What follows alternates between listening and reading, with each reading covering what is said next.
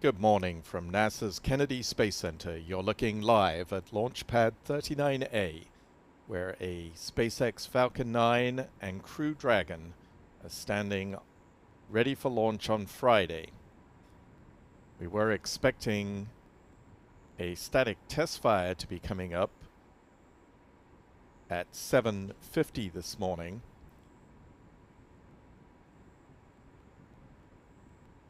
but we're looking for signs that the test is moving ahead. The crew access arm has not retracted as we would have expected at this point, so we're standing by for additional information.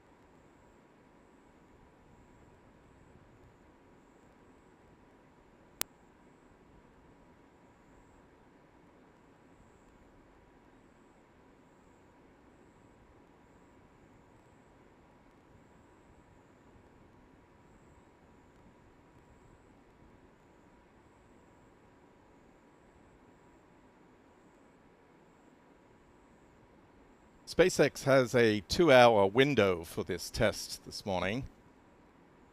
The test window opened at 7:49 and runs until 9:49.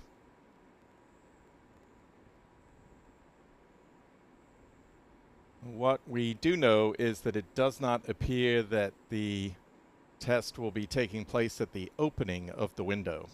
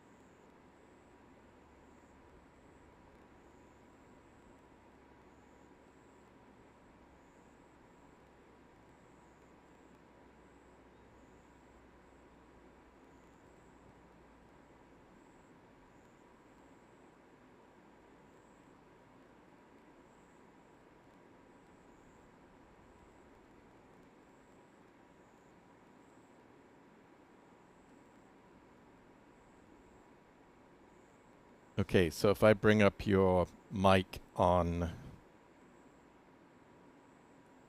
Zoom,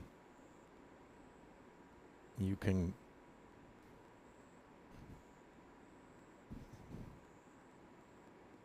Yep, let's do that.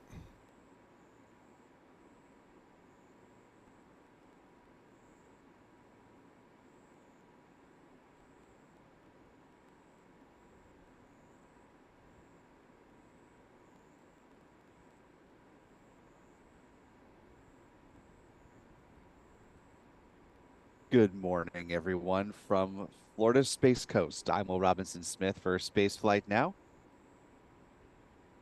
Welcome to all of you joining us who are either jumping in on an early morning on Tuesday, August 22nd, or for the night owls who maybe have stayed up watching some other SpaceX activities since we had an early morning for East Coast and, well, for the West Coast too, launch of the Starlink Group 7-1 mission from Vandenberg Space Force Base over in California.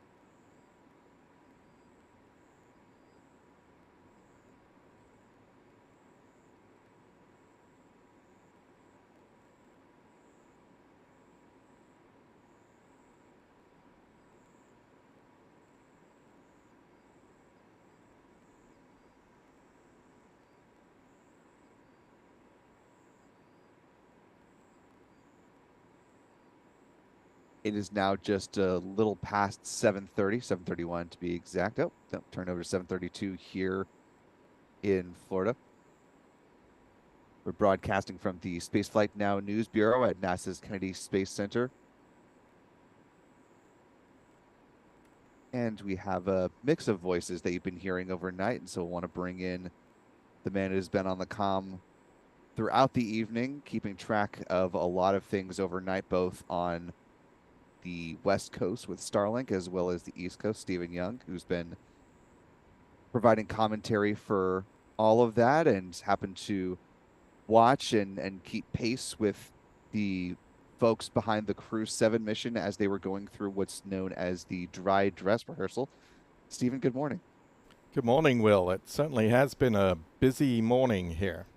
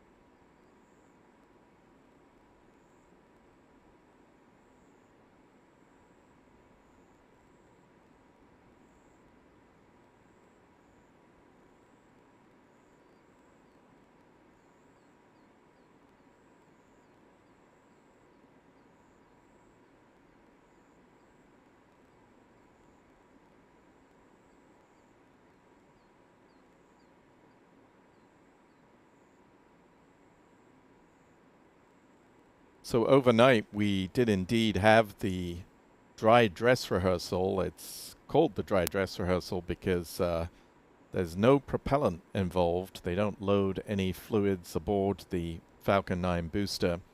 And the astronauts went out to the launch pad for that practice run of launch day.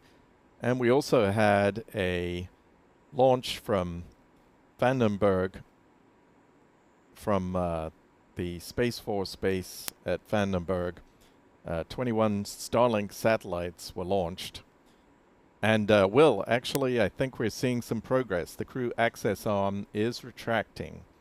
So this normally happens about 42 minutes, I believe, before launch.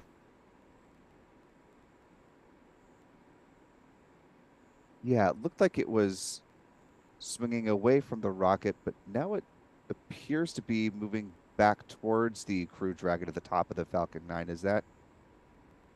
I think that is just an illusion of the angles here. The the arm doesn't retract fully. It's in the position it would be in for launch, which allows it to quickly swing back if it's necessary to evacuate the astronauts from the capsule.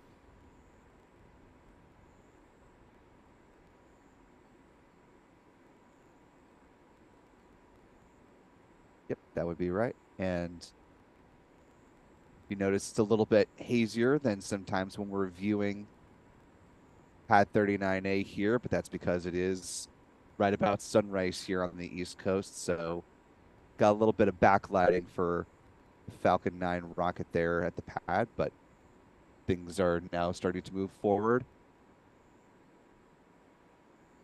And Stephen, you mentioned earlier that it hasn't been an entirely smooth dry dress rehearsal that they've been. There was at least one issue that they were working as they move through the process, which is part of why they do a dry dress, right? Talk about what you were seeing and hearing overnight. Well, the astronauts went out to the launch pad and boarded the Crew Dragon. And during that time, there were some problems with some sensors on board. However, it's not clear if that's an issue that could present a problem for the launch. They were able to proceed with the dry dress rehearsal in its entirety. So we're not clear yet if those sensor issues that they run into are potentially a problem or not. One of the benefits of this being a dress rehearsal, though, leading up to the static fire test later this morning, is that unlike with the launch itself, they don't have to hit the pinpoint time target of 7:49 this morning.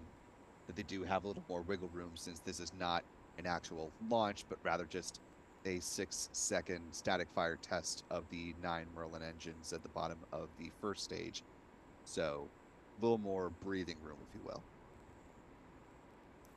That's right. They actually have a 2-hour window this morning, but I think the fact that we're seeing the crew access arm retract is a good indication that things are moving ahead now, a little bit behind schedule, but they will get things back on track pretty soon. You can actually see there's some signs of venting from ground equipment at the very base of the Falcon 9 beneath the strong back area. The launch mount, the reaction plate that the rocket actually sits on, you can just about make out some wisps of vapor down there. So I think we're going to see the start of propellant load coming up very soon. You could also see some venting from the strong back there. Yeah, for those who are watching the feed along with us, where Stephen is talking about, if you sort of imagine the rocket split up into quarters, about halfway up the tower, the central structure there, just a little more than halfway, about maybe 2/3 up, you can see just a little bit of white puffs just to the right of the strung back there. And here's a little bit better contrast. Stephen, thank you for that. Where you can see the vapors forming, as Stephen was mentioning, on the strong back there.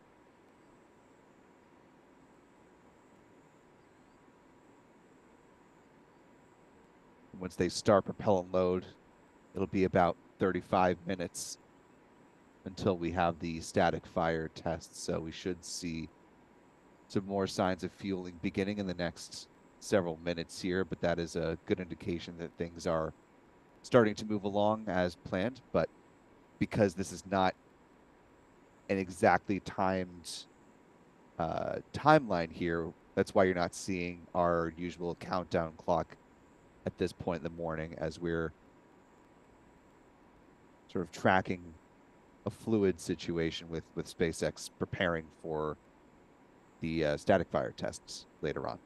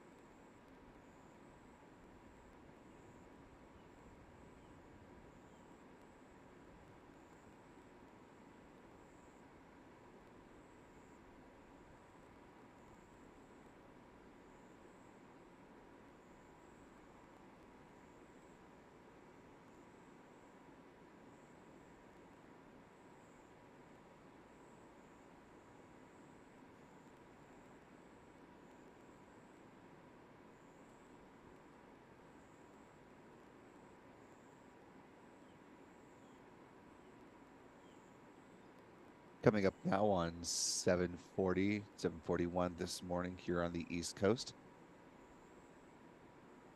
as SpaceX is working its way toward a 6-second static fire of the Falcon 9 rocket in anticipation of launching the Crew 7 team on Friday, August 25th. It's coming up at 3:49 a.m.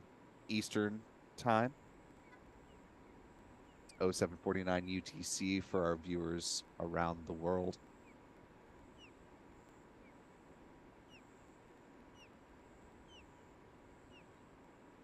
Where SpaceX has been busy in the overnight hours with the dry dress rehearsal of the crew. They made their way out to the pad at about 12:30 or so this morning to go through the motions of ingressing into their Crew Dragon capsule, go through those procedures as they are getting ready to launch to space, some of them for the first time, including the commander of the Crew 7 mission, Lieutenant Colonel Jasmine Mugbelli, who happens to be the only NASA astronaut on this mission. This is an entirely international crew that's flying up as part of the 7th crew rotation mission to the International Space Station. They'll spend 6 months aboard the orbiting outpost before they return. And once they arrive on Saturday morning, they will begin a roughly 5-day handover with the Crew 6 astronauts and cosmonaut before the Crew 6 folks return for a splashdown off the coast of Florida.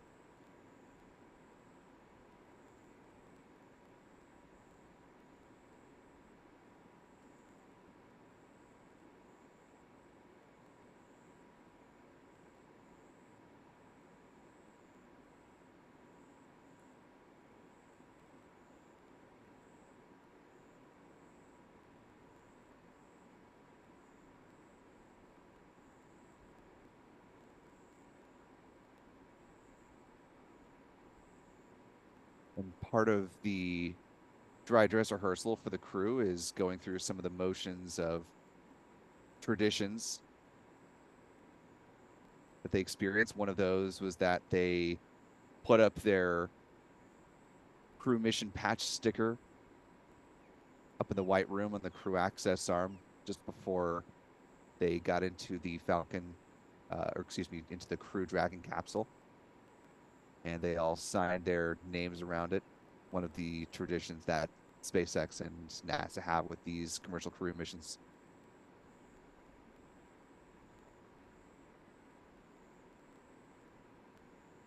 As I mentioned, this is an all-international crew. The other three, Andreas Mogensen, who will be the pilot, is representing the European Space Agency, hails from Copenhagen, Denmark. And the two mission specialists, Satoshi Furukawa, is from JAXA, Japan's aerospace agency. And Konstantin Borisov is the cosmonaut flying aboard, the third cosmonaut to participate in the commercial crew program. And of course, starting with Annika Kina on the Crew 5 mission.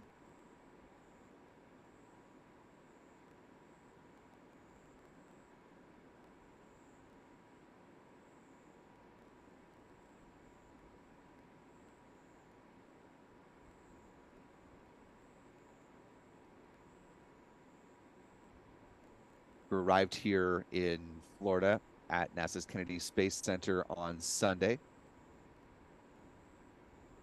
you'd like to see a recap of their arrival and a little bit of their comments without having to watch the full arrival video, we do have a synopsis here on our YouTube channel. You can cruise on over there at any point and watch that. And we also have a crew profile piece up on Commander Jasmine Mugbelli as well.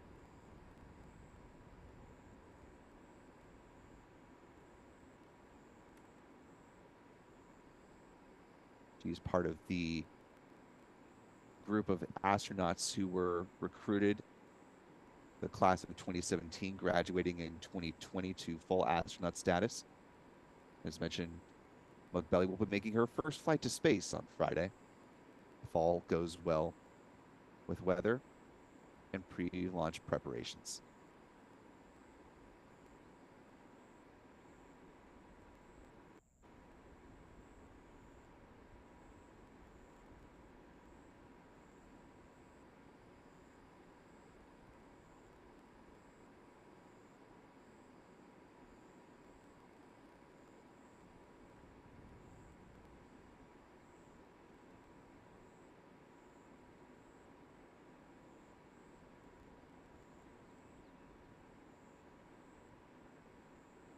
So based on the movement of the crew access arm, we could probably expect to see ignition at around 8:15 a.m. And we're just seeing the first signs that propellant load is underway. That probably got underway about 8 minutes ago now. We're seeing like some wisps of vapor around the first stage of the booster.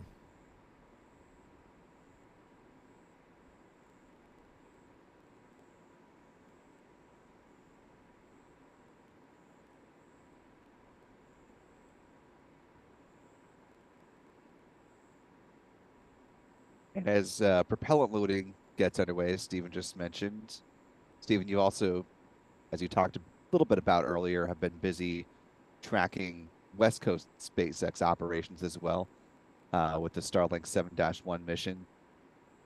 After the flight readiness review for this upcoming launch, Crew 7, we heard from a number of officials in a teleconference yesterday.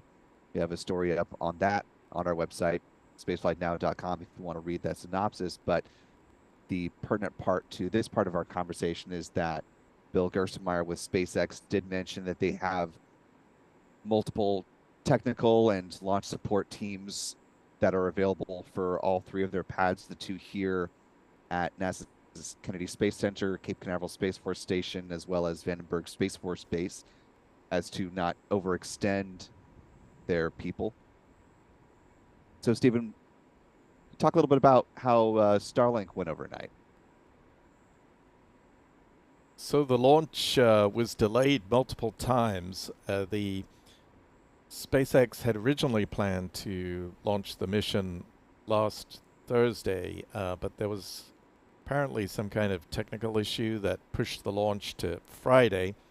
And then Hurricane Hillary started to threaten the coast of Baja California and the U.S. state of California. And the drone ship was recalled and had to take shelter in the port at San Diego. So that delayed the mission. And we believe the drone ship was probably a little late getting back to the landing zone where the first stage booster returns to touchdown at sea. and that meant the launch got repeatedly pushed back. There were 5 potential launch opportunities, and SpaceX gradually moved the launch time back and further back until eventually they actually went to the end of the window, which is sort of the end of the last launch opportunity. So it was a night of many T-zeros. And we're seeing quite a bit of venting now from the Falcon 9 out on Complex 39A. And we're just trying to refine our estimate of the time for the static fire. But it certainly looks like it's around 8:15 a.m., so about 25 minutes from now.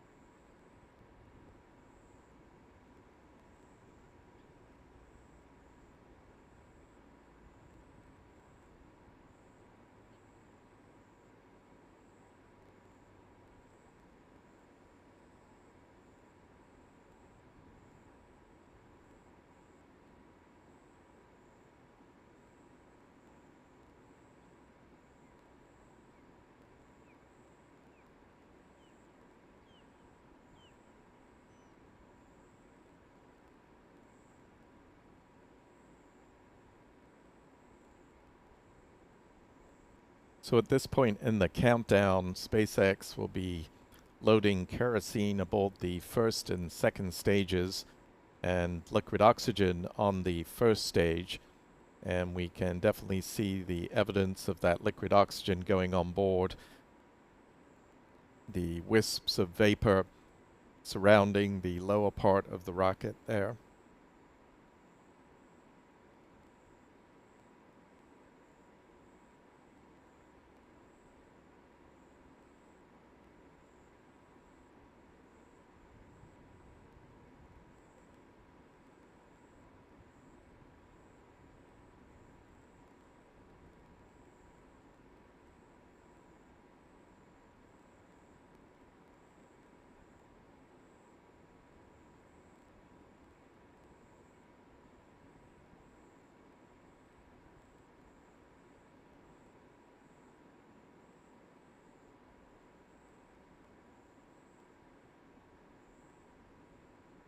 At the same time as the propellants are being loaded, SpaceX is also loading cryogenic helium into storage tanks that are actually inside the propellant tanks of the rocket. That helium is used to pressurize the tanks and force the propellants down through the plumbing towards the engines.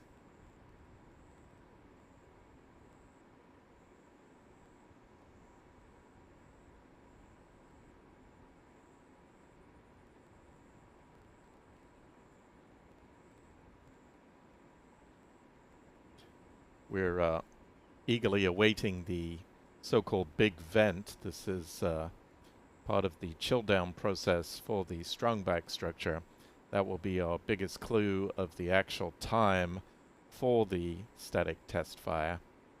That usually occurs a little over 20 minutes before ignition.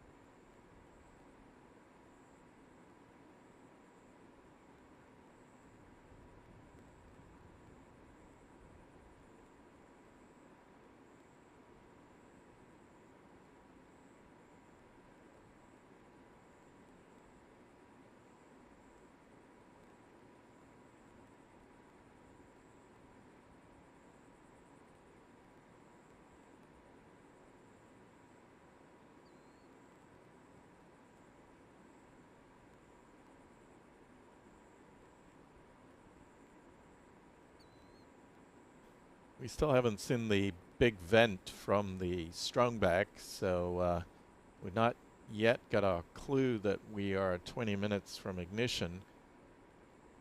So it looks like the T0 might be a little later than 8:15.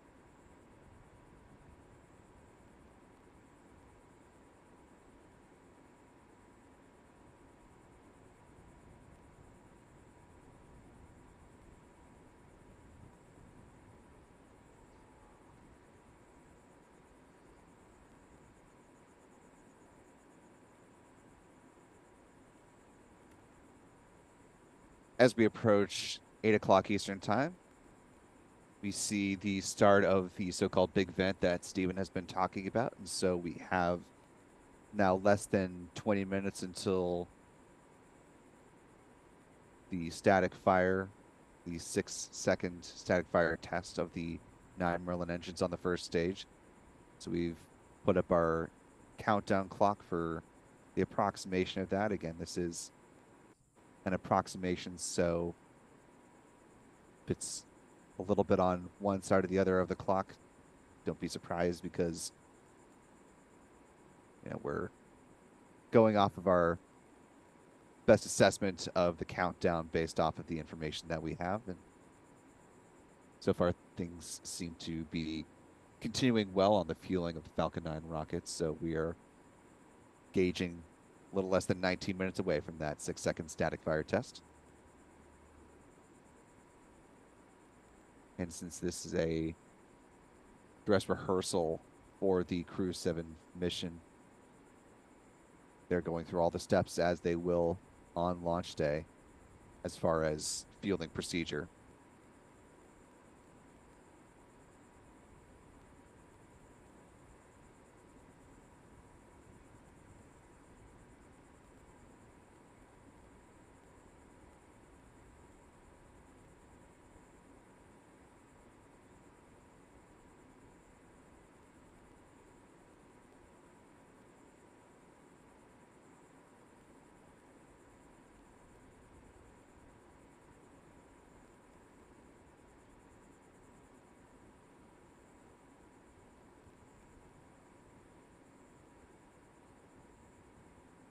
T-minus roughly 17 minutes, 53 seconds and counting. SpaceX and NASA do have good weather for this test. It's about, just a little over 80 degrees right now in Cape Canaveral. sunny skies. Again, that sun is on the opposite side of the rocket from where our cameras are pointing, so that's why it's a little bit washed out from our vantage point. A little bit of wind, but not too much. Of course, it is still Florida, so roughly 83% humidity.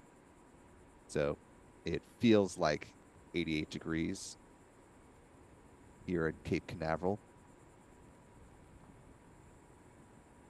But all things considered, a fairly idyllic morning from a weather standpoint for one of the last big test operations as SpaceX and NASA prepare to send four more souls up to the International Space Station, coming up on Friday at the earliest.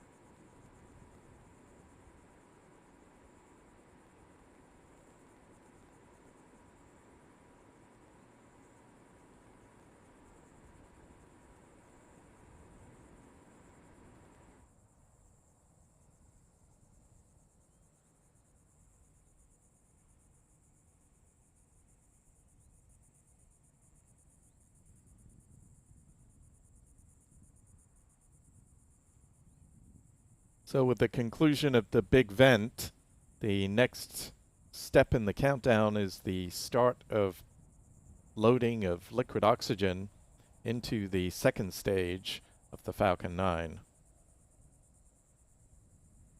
That vent process was to chill down the lines that run up that strong back structure and prepare them for the flow of the super chilled cryogenic propellant.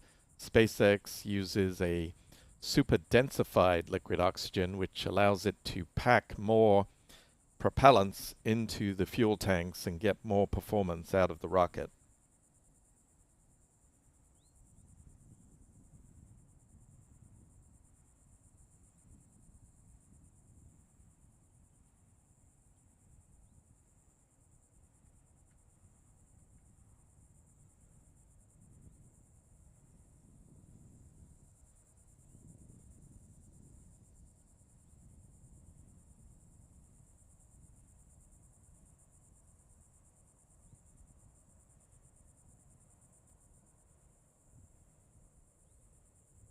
We are at roughly T minus 14 minutes, 57 seconds and counting to the 6-second static fire test.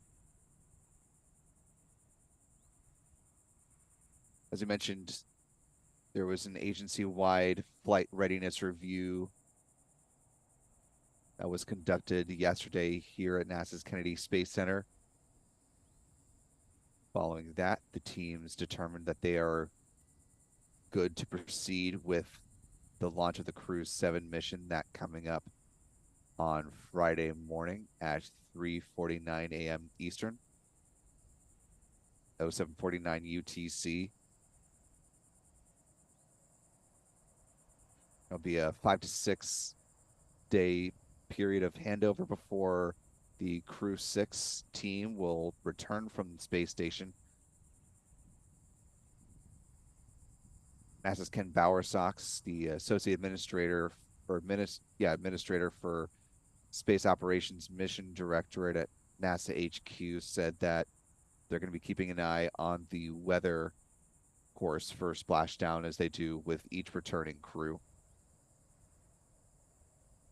And so they haven't pinned an exact date coming out of the flight readiness review on that for the return of Crew 6, but they will start getting a more precise picture of the weather outlook for launch, at least, starting today. And that'll be, of course, refined as we continue to get closer and closer to that launch date.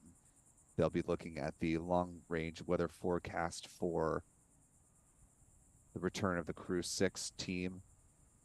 Keeping an eye, of course, now that we are nearing the end of August. Can't believe it's already almost the end of August, but we are firmly in hurricane season, so keeping an eye on the Atlantic Ocean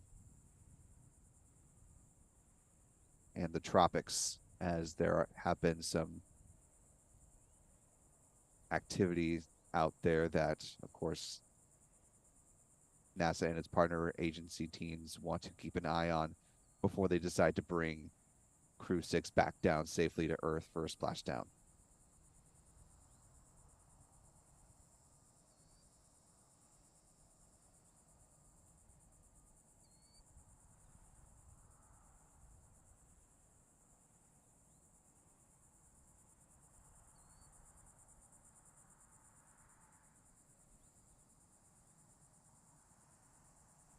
And as we are just now a little over 12 minutes away from that static fire test, want to go ahead and welcome the roughly 200 of you that are joining us live for this coverage of SpaceX NASA launch preparations ahead of the Crew 7 mission targeting a Friday morning launch.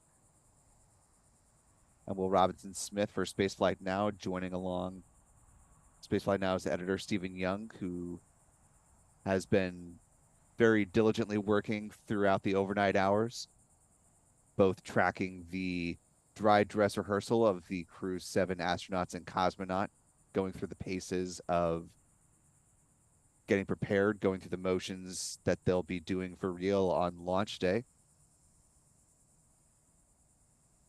And now we are in another one of the important pre-launch test campaigns, that being the static fire test, where all 9 Merlin engines will ignite for a 6-second static fire based on the timing of the propellant loading that we've been seeing and the big vent. We're gauging that the tests at static fire will be happening in about 10 minutes and 50 seconds from now.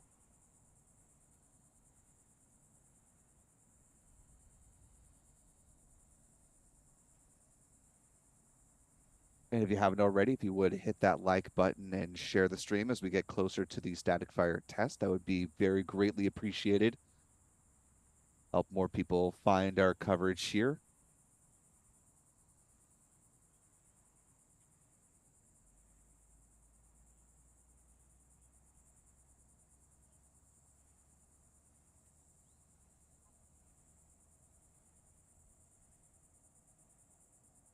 And if you haven't already subscribed to the Spaceflight Now YouTube channel, go ahead and do that. That is free, and you get notifications when our new videos are posted and when these live streams go up. And a big shout out and thank you to all of our members who help fund our coverage of the space program. There's a lot going on, of course, here in Florida and around the world, so we really appreciate all of the support, whether that's just being a part of our community here in the live chat, or if you're able to become a member or make a super chat contribution. We greatly appreciate you stopping by this morning.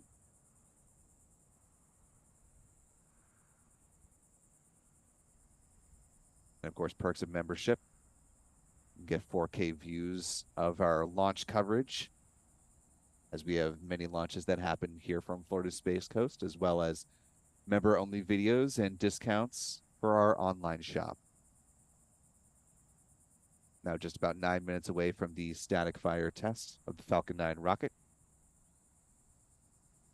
Seeing the continuation of propellant loading procedures here at NASA's Kennedy Space Center in the center of your screen. That is Historic Launch Complex 39A.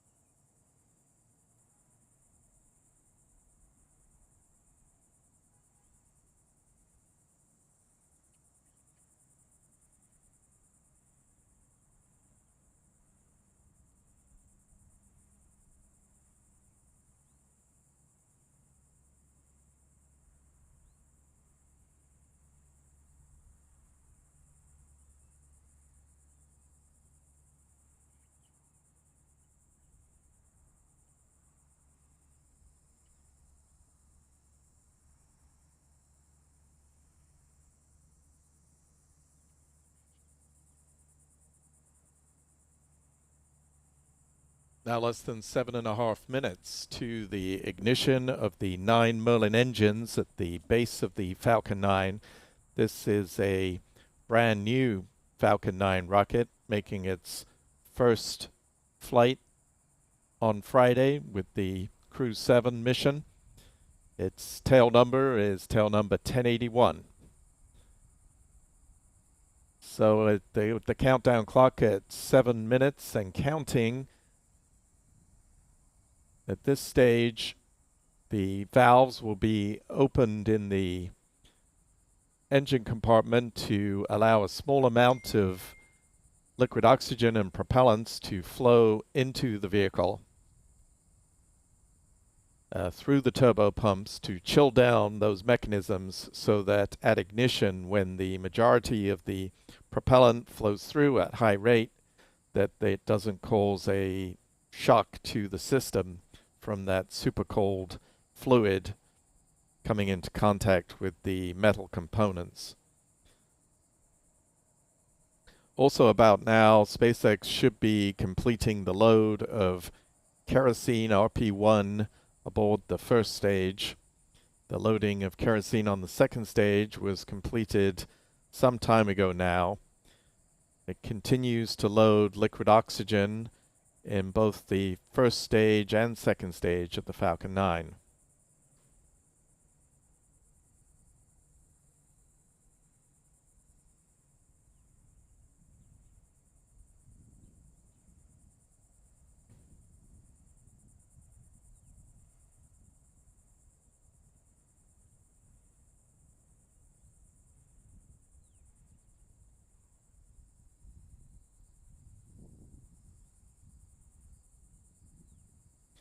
We're also coming up on the point when the strongback structure will retract from the vehicle.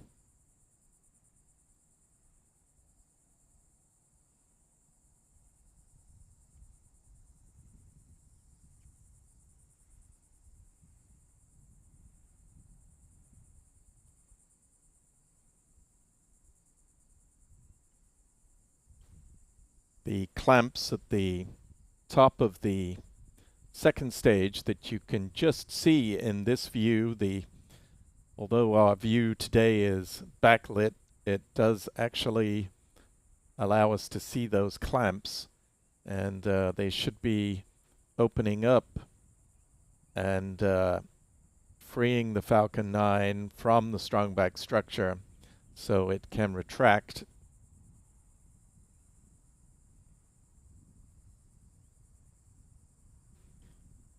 It reclines to an angle of about 1.5 degrees, and we'll start to see that gap open up between the strongback and the Falcon 9.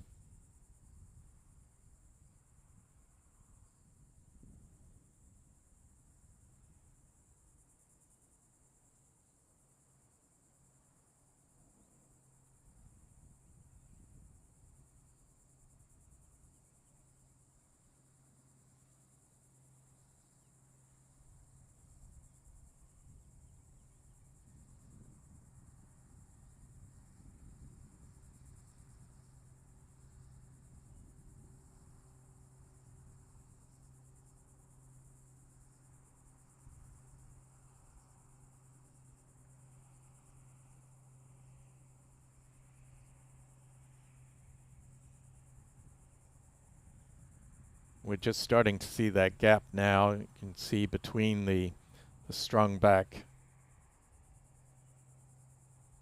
and the Falcon 9 some light coming through now on that gap.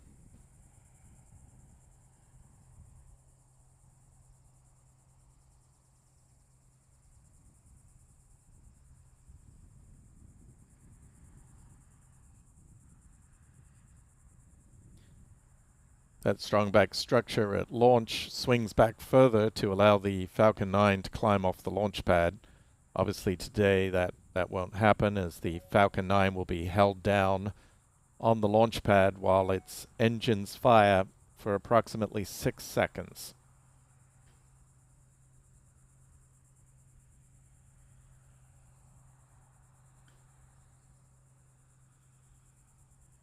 We'll start to see a little more venting around the vehicle as the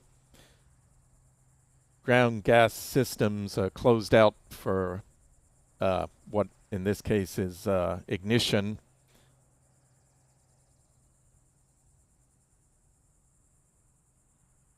And around this time, the Falcon 9 is approaching its full load of liquid oxygen in the first and second stages.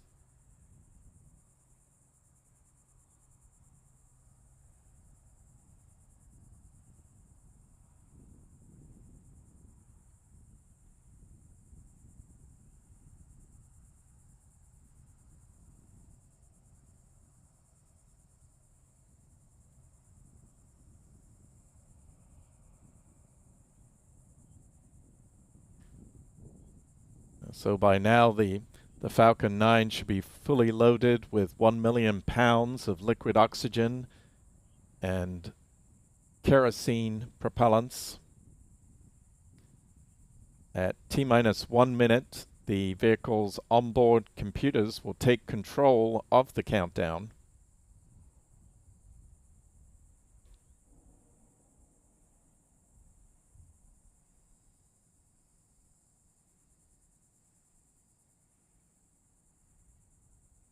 We're 1 minute from the test.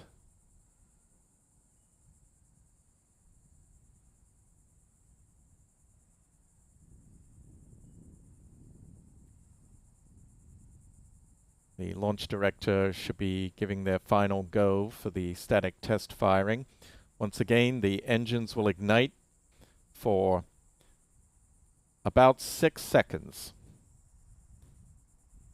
Look out for a flash at the base of the rocket. It may be a little difficult to see in the bright conditions, but we will definitely see the plume of the rocket. 20 seconds.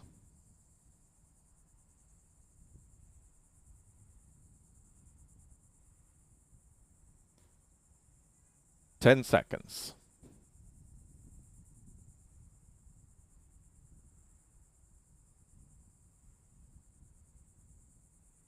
Engine ignition.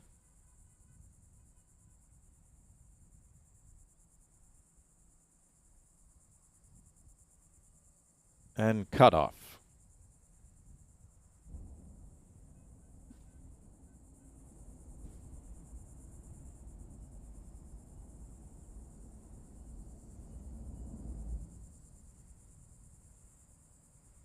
And I don't know if you were able to hear on the stream, but we did hear a little bit of the Merlin engines as they roared on the launch pad. It's not always something that is audible from the press site, which is about 3 miles from the pad. But that's the successful completion of the apparent successful completion of the static fire test. We'll have to wait for SpaceX to confirm that all the data indicates that the engines performed as planned. Once again, this is the first time this particular Falcon 9 booster will fly. It's booster tail number 1081.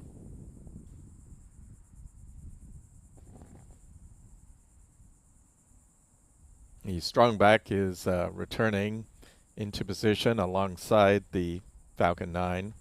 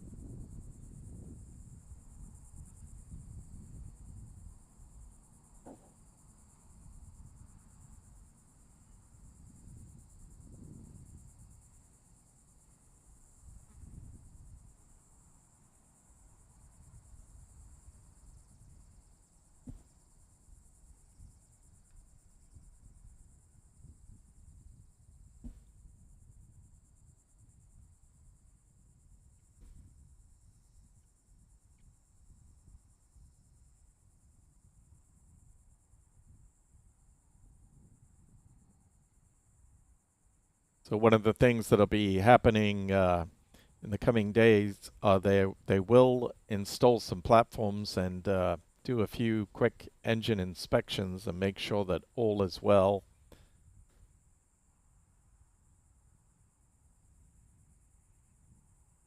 They will also be loading some cargo aboard the Crew Dragon capsule.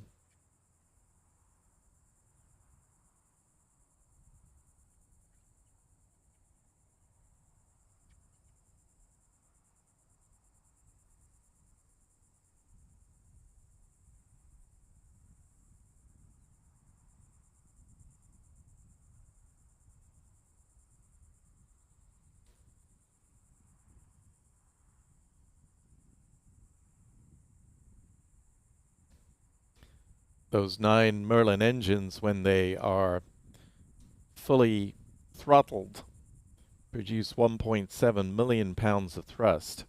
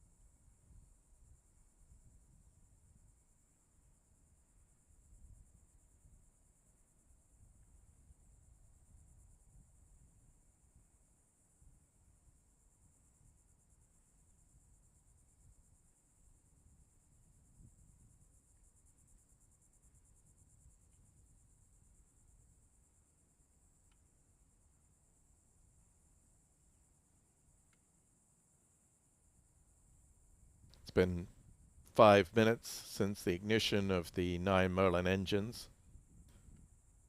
SpaceX will already be going through their procedure to drain the propellants from the Falcon 9.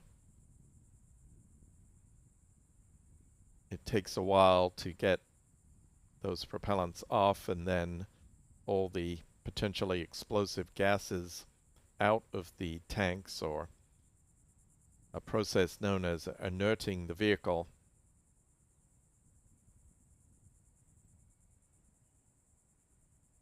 It will be some time before crews can re-enter the pad to continue preparations for the launch of Crew Dragon.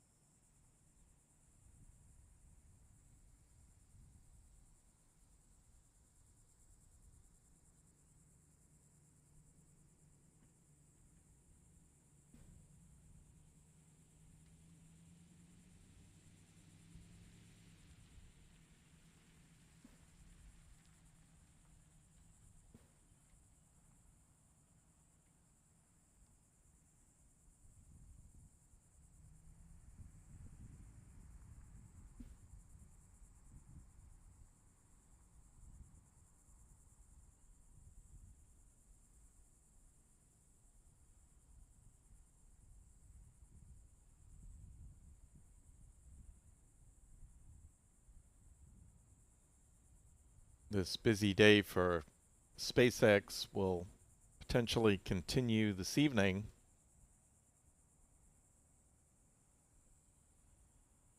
A Falcon 9 is scheduled to launch from Pad 40 here at Cape Canaveral. That launch window opens just before 9 p.m. Eastern Time. SpaceX has not officially announced that launch.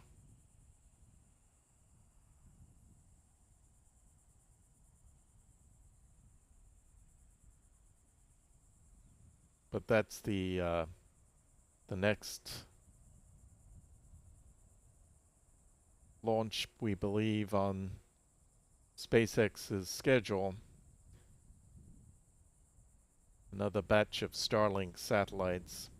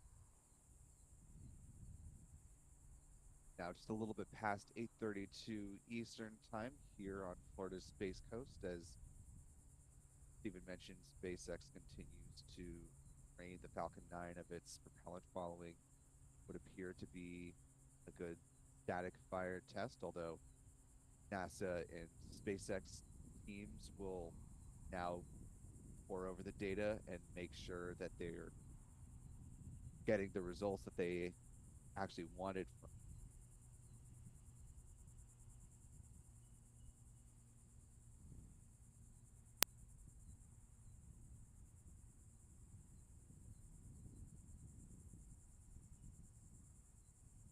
We'll continue to review the data ahead of the planned launch on Friday morning. Now, if needed, SpaceX and NASA do have a couple of backup opportunities for this Crew 7 mission coming up on Saturday, August 26th at 3:27 a.m.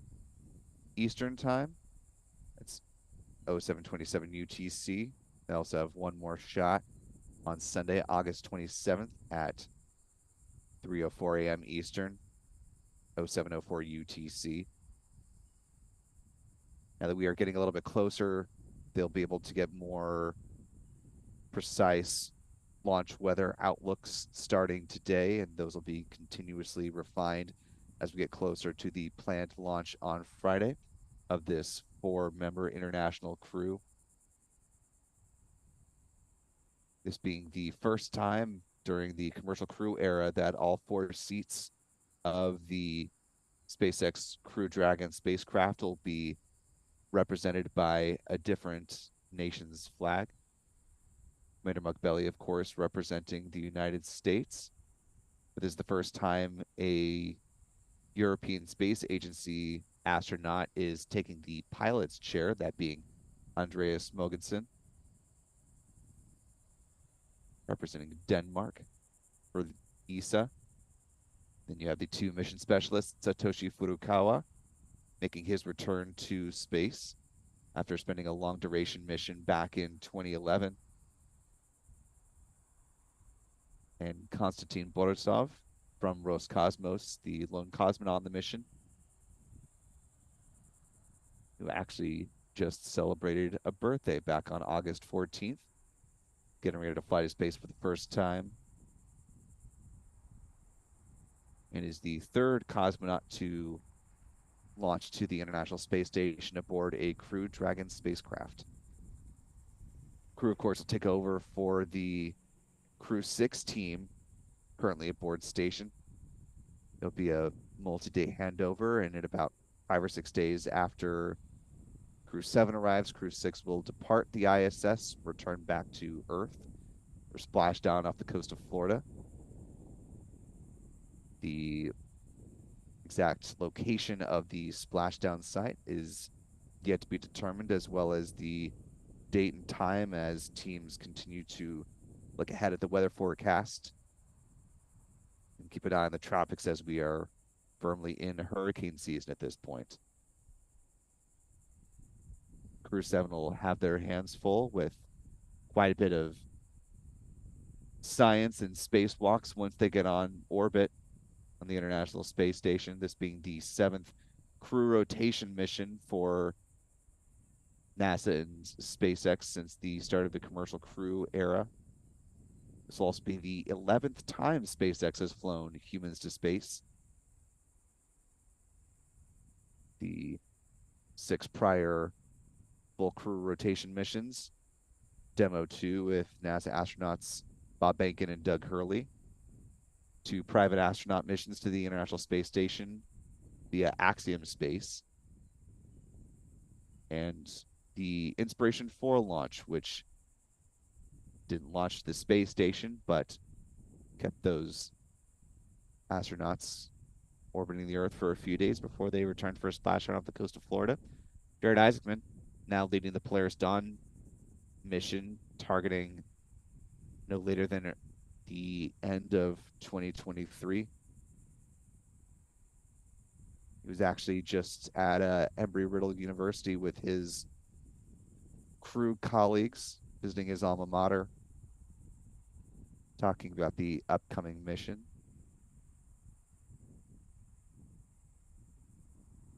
A lot on the plate for SpaceX and crewed spaceflight this year. There's more and more missions are launched with them, and they recognize that every time they have the distinction of being able to fly people to space, as Bill Gerstenmaier said yesterday, they treat these as very special missions, separate and distinct from the rest of the operations that they fly with satellites as well as cargo supplies to the International Space Station. They learn a lot from those, but they know that these ones are especially important when they have the solemn responsibility of the safeguarding of the souls that they fly to and from space.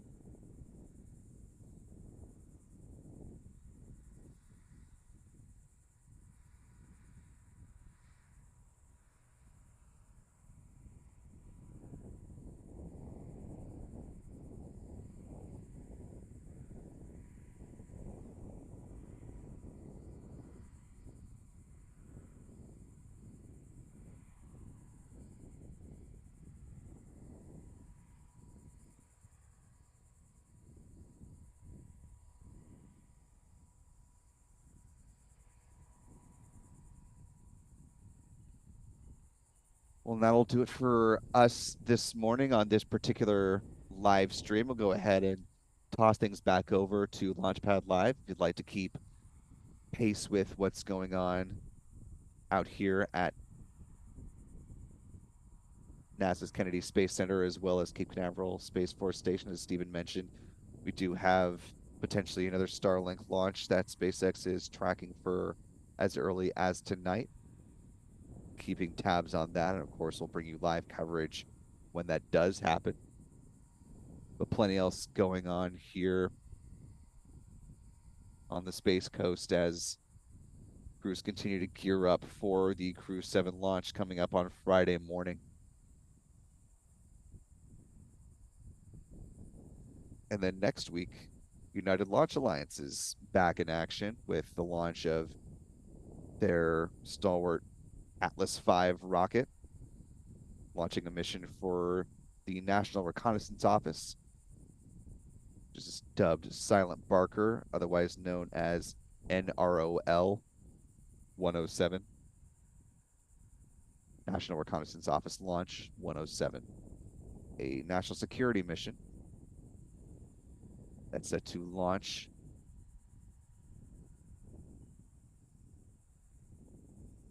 coming up a week from today on August 29th. And of course, we'll have live coverage of that for you as we get closer to that mission. We'll have some more details on timing and all that.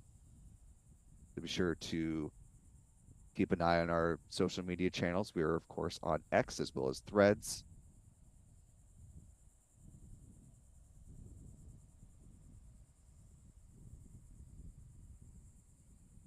Much more on all these upcoming missions for you throughout this week into next weekend for September, right around the corner, coming up a week from Friday. So with that, go ahead and turn you all back over to Launchpad Live if you'd like to keep up with the live feeds from here at KSC. So thank you on behalf of Stephen Young and myself. I'm Will Robinson Smith. Thanks for joining us this morning. And if you happen to check out our Starlink 7-1 coverage live, thank you for being with us then. And if you'd like to catch a replay of that, that's also right here on the YouTube channel. Have a good rest of your week. Be sure to keep an eye on things. Subscribe if you haven't already so you get notifications of videos as they come live. And we'll see you next time.